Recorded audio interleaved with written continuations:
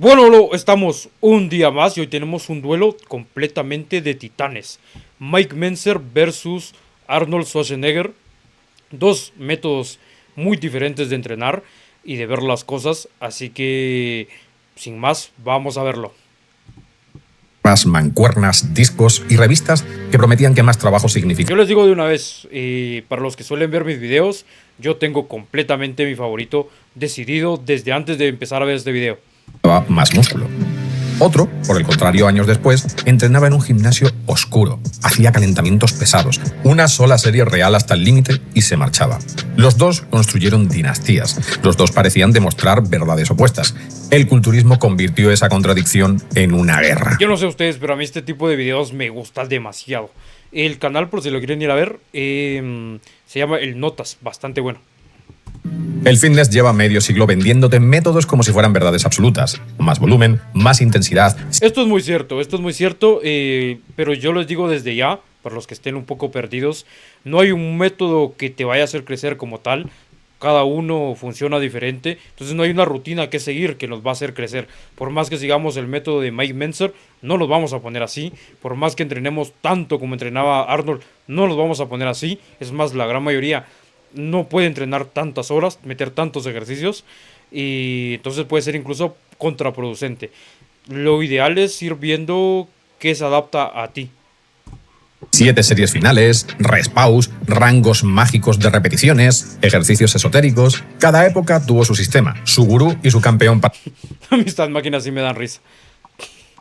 Aparte, tremenda máquina que es. O sea, lo que ocupa en el gimnasio esta máquina es un montón de espacio. Para justificarlo. Pero cuando miras la... Aparte, rara. Tranquilamente no podría tener todo este espacio ahí, que supongo que es para, no sé, colocar los codos o algo así. Tranquila, o sea, está de por gusto. Bien pudiese ser solo un colchón, algo acolchonado acá, y haría lo mismo porque lo está agarrando con las manos. Historia completa, aparece una contradicción brutal. Métodos opuestos produjeron mismos resultados. Eso significa que el secreto nunca estuvo en el nombre del método. Por lo tanto, ¿qué parte del entrenamiento hace crecer realmente al músculo y qué parte fue solo marketing, dogma o mala interpretación de lo que hacían los campeones? Pues este documental sirve para separar método de variable, para entender por qué algunos crecen con mucho volumen, otros con menos series, y por qué copiar la rutina de un campeón puede ser una de las formas más rápidas. Esto es algo que tienen que entender todos. No hay que copiar la rutina de nadie. De entrenar peor. Arnold Schwarzenegger podía pasar media vida dentro del gimnasio, pecho y espalda en super serie. A mí esto es lo que me encanta, El método, si tienes un músculo rezagado, mete más series, mete más ejercicios, es lo que a mí me gusta. 6 días a la semana, 2 sesiones al día, más series, más ángulos. Entonces ya saben mi favorito. Y si un músculo no respondía, la respuesta casi siempre era la misma: hacer más. Casi 20 años después, Dorian Yates forjó su físico con una lógica completamente opuesta. Menos días, menos ejercicios, calentamientos muy pesados, series de aproximación y una sola serie real llevada al límite, al fallo, haciendo repeticiones forzadas y negativas. Sus sesiones de entrenamiento rara vez sobrepasaban la hora y media. Qué monstruo el que era. Arnold ganó 6 Mr. Olympia seguidos antes de retirarse por primera vez. Yates ganó otros 6 Mr. Olympia pero Arnold tiene 7 Mr. Olympias. Aquí se acaba el debate. Arnold es mejor. Seguidos en los 90. 2 reinados de 6 años. 2 métodos que parecían incompatibles. Y una contradicción que el culto... Pero esto es una belleza. Este cortito es vida. Me da vida a mí. 2 reinados de 6 años. 2 métodos que parecían incompatibles. Y una contradicción que el Por eso es que a mí me jode bastante la gente que se queja por un simple grito. O sea, sigue entrenando y deja al otro que se esté muriendo haciendo las series. No pasa nada. El turismo tardó décadas en explicar. Si existiera un único método correcto para ganar músculo, uno de los dos tendría que haber fracasado. Pero no ha fracasado ninguno. Durante años, la gente lo convirtió en una pelea de bandos. Arnold contra Mike Mentzer, volumen contra intensidad, gimnasio contra ciencia. Pero cuanto más miras la historia, más incómoda se vuelve la respuesta. Comprender eso no solo sirve para... Yo les voy a decir una cosa y pues espero no se me ofenda ninguno, pero para mí, la gran mayoría, y yo no estoy diciendo que todos, pero la gran mayoría de los que siguen el método de Mike Mentzer de menos es más, la gran mayoría son vagos, no les gusta entrenar. Es lo que yo pienso, no se me ofenda ninguno, no digo que todos, pero creo que sí hay algunos de que dicen eso porque son vagos. Hablar de culturismo del siglo pasado sirve para entender por qué tanta gente lleva años entrenando, cambiando de rutina cada 3 meses y sin saber qué va. Porque también ese es un error muy común de cambiar de la rutina y cada 2, 3 meses es una tontería. Variable está fallando. 1972. Imagínate que estás en el Gold's Gym de Venice. No hay cronómetro, no hay hoja Bueno, yo les pido aquí que cierren los ojos, imagínenselo.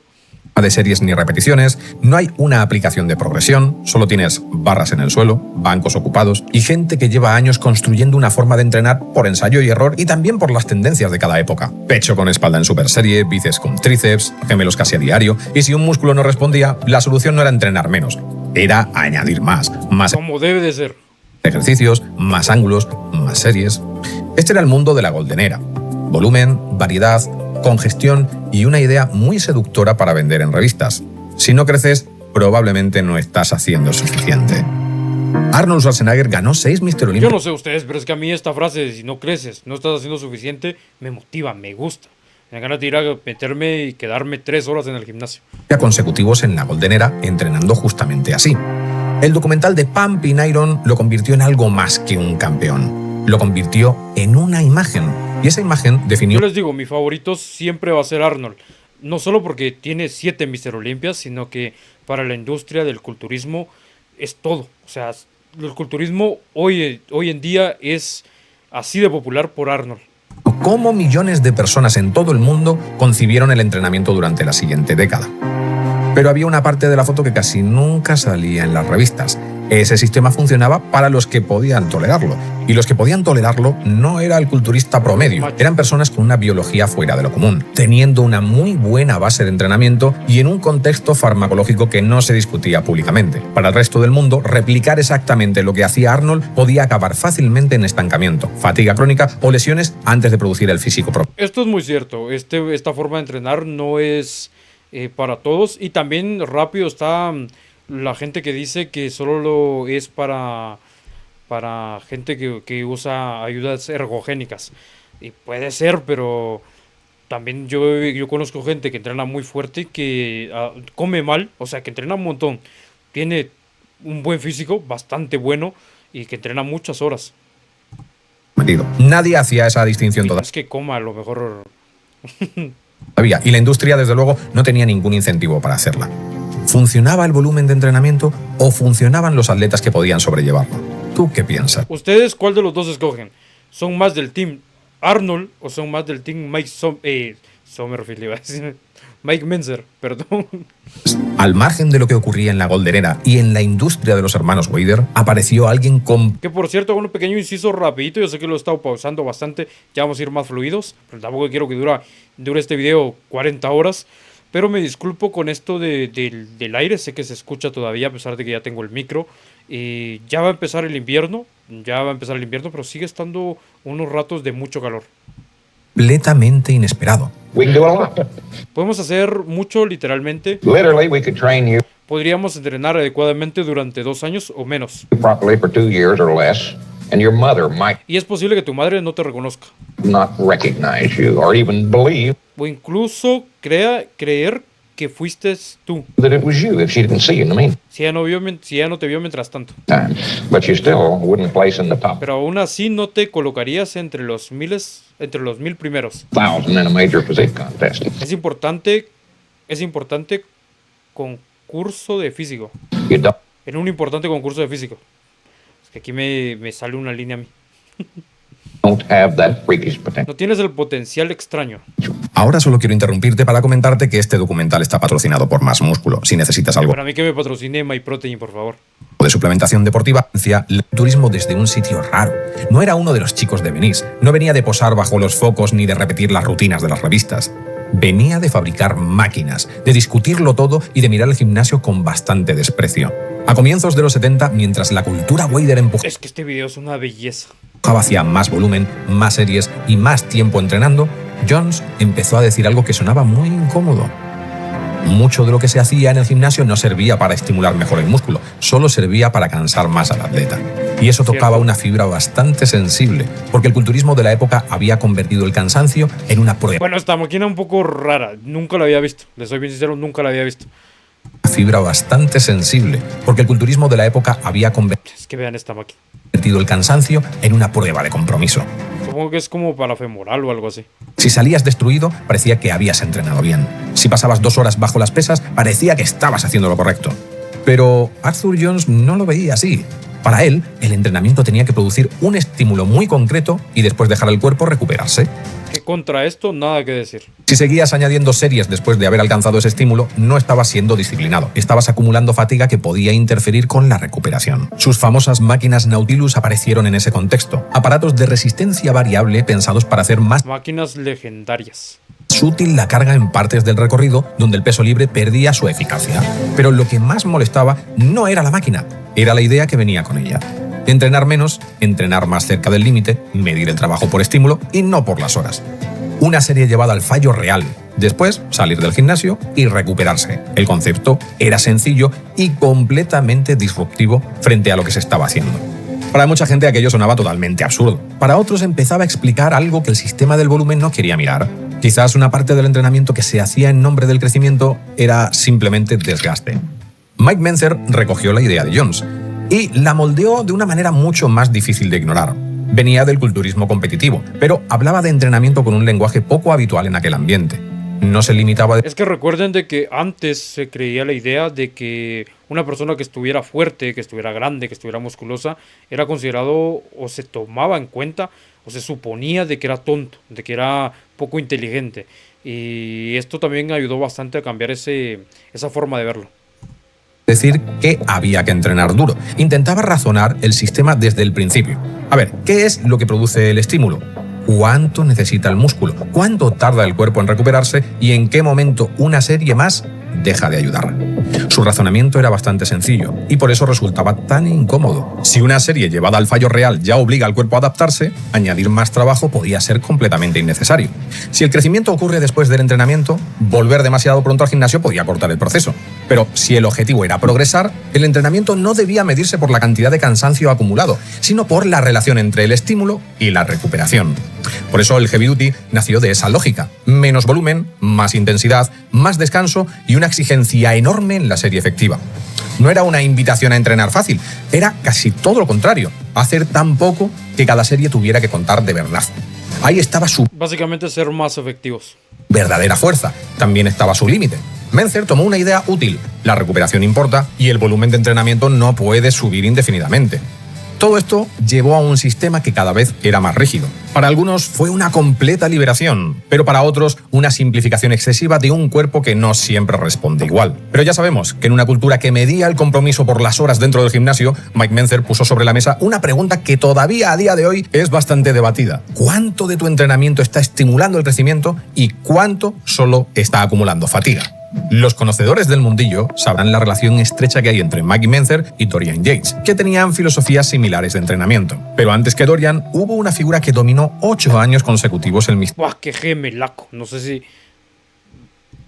Quiero que Similares de entrenamiento. Pero antes que Dorian, hubo una figura que dominó vean el pedazo de gemelo que tiene. 8 años consecutivos el Mr. Olympia, Lee Haney, y que tenía una frase que resume muy bien La verdad es que ver estas imágenes me gusta mucho. Ver todo el concepto. Como la imagen vintage, las máquinas que habían antes, incluso la ropa que usaban antes me es bastante curiosa. Y me gusta ver todo esto. su método. Estimula, pero no destruyas. Si Mentzer decía que había que reducir el entrenamiento a lo mínimo necesario y Yates llevó la intensidad hasta una frontera casi brutal, Lee Haney parecía moverse en otro sitio. ¿Entrenar fuerte? Sí, pero sin convertir cada sesión en una deuda imposible de recuperar. Su sistema no era de bajo volumen al estilo heavy duty, tampoco era un volumen sin control. Usaba divisiones clásicas, ejercicios básicos, varias series por ejercicio, técnica estricta y una intensidad alta, pero rara vez se podía acercar a su límite. Lee Haney no parecía obsesionado con salir destruido del gimnasio, parecía más interesado en poder volver y progresar, repetir y mantenerse sano el tiempo suficiente para construir una carrera. Y eso es lo importante, porque así ganó 8 Mr. Olympia seguidos y se pudo retirar bastante joven. Y aquí aparece el conflicto. Quizás la pregunta no era... Bueno, aquí no puedo usar el argumento que uso contra Mike Mentzer de que Arnold tiene 7 porque tiene 8. cuánto puedes estimular en una sesión, sino cuánto puedes estimular sin empezar a destruir la recuperación que necesitas para crecer. Haney no encajaba del todo en la guerra simple entre volumen e intensidad, y precisamente por eso es útil, porque demuestra que entrenar durante horas y reducirlo todo a una serie límite no era para él lo más óptimo, sino que un volumen suficiente, una técnica limpia, un esfuerzo alto y la recuperación idónea para él era su método de trabajo. Una vez llegados a este punto y con los métodos de entrenamiento vistos, ¿cuál crees que sería el mejor sistema de entrenamiento hasta la fecha? Bueno, yo les digo, o sea, yo no digo que exista uno mejor, pero a mí el que más me gusta es el de Arnold. O sea, si tienes un músculo rezagado, métele caña a ese músculo que tiene que crecer. Déjamelo ahí en los comentarios. Después de Lee Haney, entre 1992 y 1997, Dorian Yates ganó 6 Mr. Olympia seguidos. No entrenaba como Arnold. Menos que Arnold, así que no puedo opinar mucho. Partía de los principios de Arthur Jones y Mike Mentzer, pero los llevó al escenario más competitivo del mundo. 4 días a la semana. Es que si no tiene menos que Arnold, no lo meto en este debate. Si no tiene más que Arnold, perdón. 1 hora, calentamientos progresivos, una única serie de trabajo real por ejercicio y en muchos casos algún intensificador que convertía esa serie en un infierno.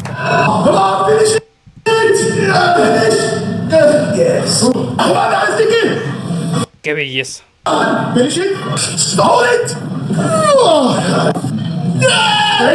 El método se llamó Blood and Guts y lo que produjo fue uno de los físicos más densos y mejor condicionados que el Olympia había visto hasta ese momento. Pero llamarlo una sola serie era técnicamente cierto y narrativamente engañoso. Vamos a ver, porque antes de esa serie ya había aproximaciones pesadas, activación progresiva, concentración total. Cuando llegaba el momento del trabajo real, no era una serie cualquiera, era el punto final de toda la preparación. Y encima se prolongaba con repeticiones forzadas, con negativas o incluso Yo le estoy poniendo mucha atención al posing y me estoy perdiendo un poquito con lo que está diciendo. parciales. La fase excéntrica, lenta y controlada. La conexión mente-músculo no como metáfora motivacional ni esas chorradas, sino como una forma de exprimir la tensión y sostener el esfuerzo cuando la serie ya estaba en el límite. Una serie de Dorian no se puede comparar con una serie normal. En cuestiones de fatiga local, concentración y coste de recuperación, podía equivaler a mucho más de lo que otros llamaban varias sesiones de trabajo. La serie de Dorian era una auténtica aniquilación del músculo. Por eso, su sistema se centraba en quienes podían sobrevivir a ese tipo de entrenamientos. Dorian no era un ejemplo neutro, porque era un culturista profesional y con una fuerza brutal, una técnica también bastante depurada y años de experiencia. Pero si algo caracterizaba a Dorian era una tolerancia al esfuerzo fuera de lo común y una recuperación situada dentro del contexto, obviamente, farmacológico real del culturismo de los 90. Cuando él hacía una serie, esa serie no significaba lo mismo que cuando la copiaba cualquier otro. No podías ni manejar las mismas cargas, ni tener la misma técnica, ni la farmacología, ni tampoco hablemos de la recuperación. Pero claro, ahí estaba la trampa del marketing, ¿no? Porque las revistas podían imprimir el método. Poco cachonda esa voto. Podían escribir los ejercicios, las series, las repeticiones, pero no podían imprimir a Dorian Yates, eso está claro. No podían imprimir ni su biología, ni todas sus características, tampoco esa capacidad de sufrimiento. Por eso, tanta gente copió ese método, pero no tuvo los mismos resultados, como es obvio. Y entonces la guerra entre volumen e intensidad empezó a parecer como mucho más sucia, porque el gran error... Hay mucha gente que defiende a capa y no, ya no sé cómo se dice ese dicho. La cuestión está de que hay mucha gente de que defiende el heavy duty a muerte. El error de todo esto es que estábamos comparando métodos adaptados exclusivamente para ellos y no para todo el mundo. Por eso, si quieres progresar, tu entrenamiento tiene que estar adaptado a tus características y no copiar lo que han hecho otros. Después de Dorian Yates, muchos pensaron que el culturismo ya había entendido la dirección. Menos volumen, más intensidad, más recuperación, una serie real, fallo, precisión y silencio. Pero todo eso se fue a la mierda. Porque entonces apareció Ronnie Coleman. Pero es que es el rey, es el rey. Ustedes no sienten de que cuando ven este video, aunque lo hayan visto muchas veces, da años de vida. Apareció Ronnie Coleman.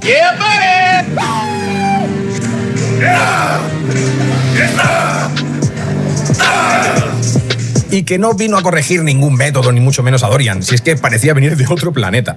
Y ambos tenían algo en común, porque su sitio, su templo, en el caso de Ronnie el Metroflex, no tenía el aire acondicionado de un gimnasio moderno, ni tampoco la estética, vamos a llamar, limpia, de un centro de alto rendimiento. Estos son los gimnasios que a mí me gustan. Ahí lo que había era hierro, calor, mucho polvo, barras doblándose y un... El cielo mismo. Si no se ve así el cielo, la verdad es que no me interesa mucho ir. Una energía casi salvaje que empujaba a Ronnie a ir al límite en todas las series. Aquí se presentó un paradigma que antes no se contemplaba tanto. Ronnie no eligió entre el culturismo y la fuerza, sino que los mezcló. Sentadillas pesadas, peso muerto, preses, remos, prensa, zancadas largas con buenas cargas, series múltiples, trabajo accesorio, un volumen alto pero no un volumen blando, porque el volumen que tenía se caracterizaba por tener una intensidad normalmente asociada a entrenamientos brutales de fuerza. Por esto, el gañán de Ronnie es que rompía todos los debates, porque si Dorian Yates había convencido a muchos de que el camino era hacer menos, Ronnie hizo algo más difícil de encajar. Hizo más y encima con una intensidad y dureza que pocas veces se había visto antes. El paradigma no era... Pero también aquí hay que decir una cosa de que es Ronnie Coleman. O sea, estamos hablando del rey Ronnie Coleman. La genética de Ronnie Coleman no es la de nosotros, desgraciadamente. Y también hay que tener en juego la realidad. La genética de Ronnie Coleman es un factor determinante. Elegir entre volumen o intensidad. El problema es que Ronnie Coleman hacía las dos cosas. Y claro, Dorian había demostrado que se podía construir una dinastía con pocas series llevadas al límite. Y Ronnie ganó 8 Mr. Olympia seguidos haciendo mucho más trabajo, moviendo pesos absurdos y mezclando culturismo con una cultura de fuerza brutal. Así que el debate todavía seguía en la mesa, pero lo que estaba claro es que cada generación... Qué lindura de sentadilla. Y no era simplemente más volumen y ya está, sino es que, claro, implementaba una intensidad con unas cargas bastante considerable. Mucho trabajo, muchas cargas, muchas series, y aún así, lo curioso de Ronnie es que tenía una capacidad de recuperación que no obedecía a ninguna ley fisiológica. Por eso era tan querido, pero también muy peligroso como modelo. Porque si algo tenemos que decir de Ronnie es que entrenaba de una manera honesta, con pesos ridículos, con una sonrisa en la cara y disfrutando de lo que era... Pero esto es lo que yo les digo, o sea... Ronnie Coleman disfrutaba estar ahí, disfrutaba estar sufriendo debajo de la barra, pasar horas entrenando, y es que también es un monstruo Ronnie Coleman. Ronnie Coleman no es humano seguramente. Forzarse al máximo. Pero emular a Ronnie era cometer el mismo error que emular a Dorian Yates. Por motivos distintos, obviamente, pero con el mismo error de fondo. Mirar el método sin mirar al hombre que lo hacía posible. Y cuando Dorian y Ronnie podían ganar desde extremos tan distintos, la industria encontró el terreno perfecto para multiplicar respuestas. FST7, Drogcraft, FAT, sistemas con nombre, lógica interna, defensores, muchos atletas... Esto ya todo lo más moderno. Artículos y unos debates interminables. Algunos funcionaban, otros funcionaban muy bien, pero seguía faltando algo: saber qué variable estaba funcionando dentro de cada sistema. Y aquí Ronnie no resolvió la guerra entre volumen e intensidad. Lo que hizo fue volverla más incómoda, porque demostró que en un cuerpo excepcional, mucho volumen y mucha intensidad podían existir al mismo tiempo, cosa que Mike Mentzer o Dorian Yates no practicaron. Después de Ronnie, el problema era evidente: ¿cómo compites contra el culturista más brutal de la historia sin convertirte en una mala copia de él? Pues aquí entra en juego Jay Cutler, que encontró otra respuesta. No entrenaba con la misma... Es que estamos viendo, yo creo que este video es cine total. Esto es una belleza de video.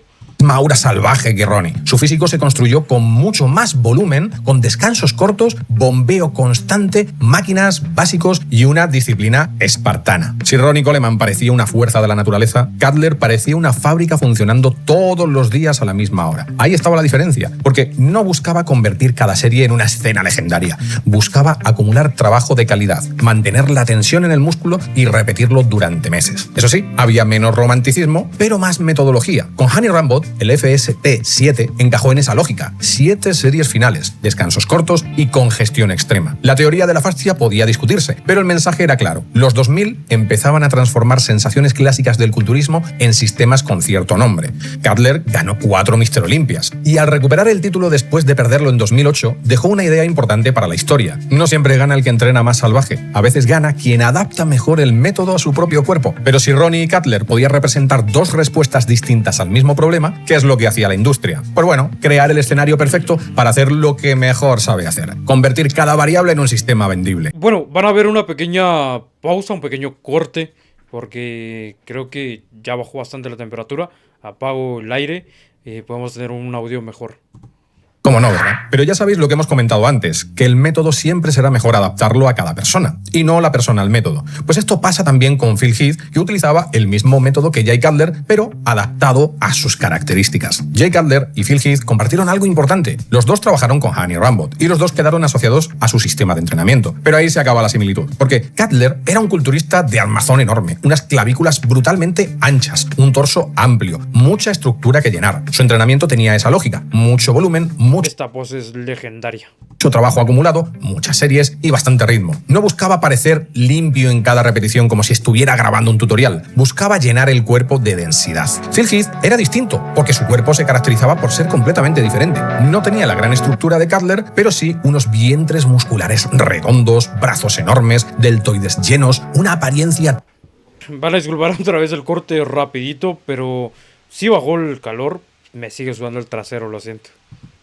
Tridimensional que hacía que cada músculo pareciera salir hacia afuera. Y claro, su entrenamiento tenía menos sabor a fábrica de volumen y más precisión. Máquinas, poleas, aislamiento, bombeo, ángulos muy elegidos y mucho cuidado en no perder la línea que le hacía especial. Cutler entrenaba para llenar una estructura grande. En cambio, Heath entrenaba para amplificar una genética muscular privilegiada. Y esa diferencia importa muchísimo, porque los dos podían usar el mismo entrenador, el mismo método y hasta ejercicios parecidos, pero no estaban resolviendo el mismo problema, porque Cutler necesitaba densidad y tamaño total, una presencia para presentarse frente a Ronnie Coleman. Phil Heath necesitaba mantener esa redondez, esa separación, los brazos dominantes, hombros llenos y una imagen de músculo casi inflado desde dentro. Por eso, el mismo sistema no significaba lo mismo en los dos cuerpos. En Cutler, el FST7 encajaba como remate de un volumen enorme, una forma de acabar de llenar el músculo después de mucho trabajo acumulado.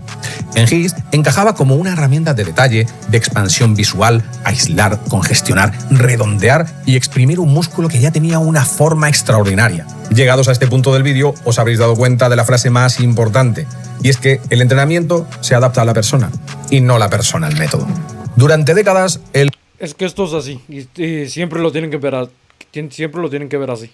el culturismo discutía mirando los cuerpos. Si Arnold ganaba, el volumen parecía tener razón, pero si Yates salía ganador, la ganadora era la intensidad. Si Ronnie ganaba, todo volvía a romperse y entraba en juego la fuerza. Y luego con Cutler y Heath aparecía otra lectura, otro sistema y otra explicación. El problema es que un campeón siempre parece una prueba, y casi nunca lo es. Un campeón es demasiadas cosas al mismo tiempo: genética, entrenamiento, química, años de experiencias, lesiones, recuperación, etc, etc, etc. Cuando todo eso se mezcla en un solo físico, es muy fácil señalar la rutina y decir, oye, que fue por esto. Pero la rutina nunca viene sola. Ahí es donde entra también el juego el laboratorio con todas sus limitaciones, porque empezó a hacer algo que las revistas no podían hacer. Quitó la foto del campeón del centro de la discusión y empezó a mirar piezas más pequeñitas. No preguntaba quién entrenaba más bonito, o quién parecía sufrir más, qué método tenía mejor nombre. Empezó a preguntar qué pasaba cuando cambiabas solo una parte del entrenamiento y dejabas el resto quieto.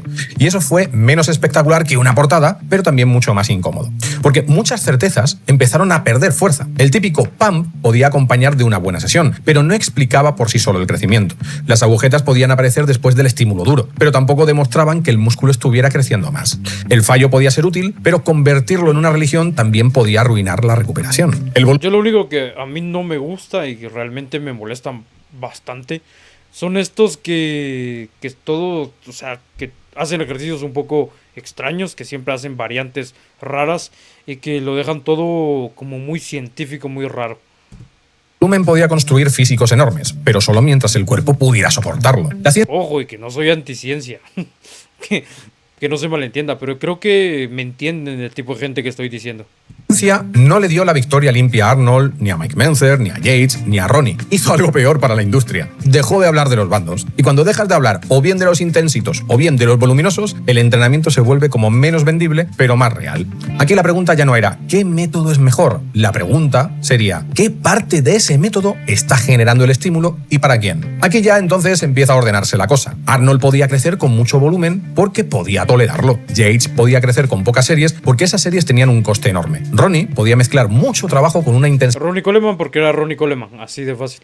Salvaje porque su cuerpo parecía hecho para sobrevivir a eso. Cutler convirtió el entrenamiento en repetición, ritmo y control. Heath exprimió una forma muscular privilegiada con más precisión que brutalidad. Ninguno era una plantilla universal. Eran respuestas distintas a cuerpos distintos. Y la ciencia tampoco llegó con una verdad perfecta.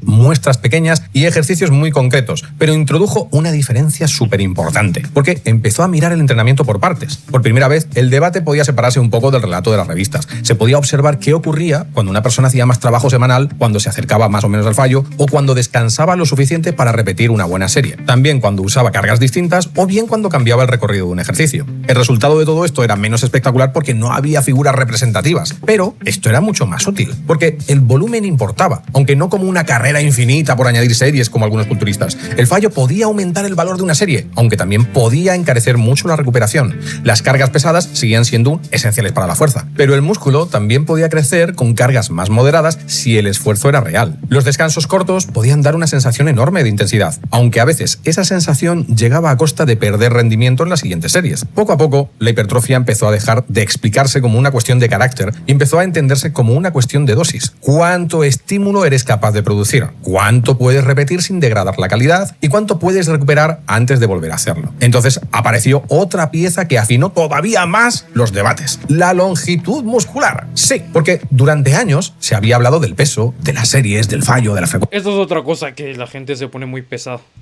Pero algunos estudios empezaron a señalar que el lugar del recorrido donde el músculo recibe la carga también podía cambiar el estímulo. En resumidas cuentas, la ciencia empezó a explicar detalles que el culturismo ya intuía y hacía por ensayo y error. Algunos ejercicios que durante décadas se defendían por ciertas sensaciones, como por ejemplo las aperturas inclinadas, el curl inclinado, el pullover, el curl femoral sentado, empezaron a tener una explicación más clara, porque no era solo que se sintieran mejor, es que en muchos casos colocaban al músculo bajo carga en una posición más elongada y eso podía cambiar la calidad del estímulo. Por ejemplo, en el... Así como para mí, esta prensa que está haciendo la chica lo está haciendo, o sea, tendría que bajar mucho más, mucho más.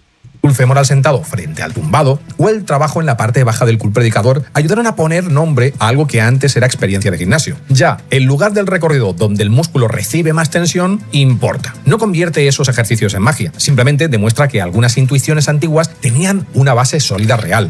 Podríamos haber comentado muchísimos más métodos, ¿verdad? Porque el culturismo está lleno de ellos, aunque le hemos dado importancia a estos que suelen ser los más conocidos.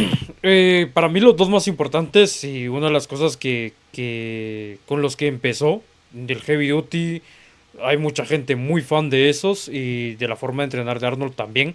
Luego ya están toda esta gente que hace sus rutinas raras de TikTok. Ya sabemos de que hay mucha gente y hemos visto usuarios de gimnasios con rutinas de TikTok. Esos hay que descartarlos y hacerlo un poquito para un lado.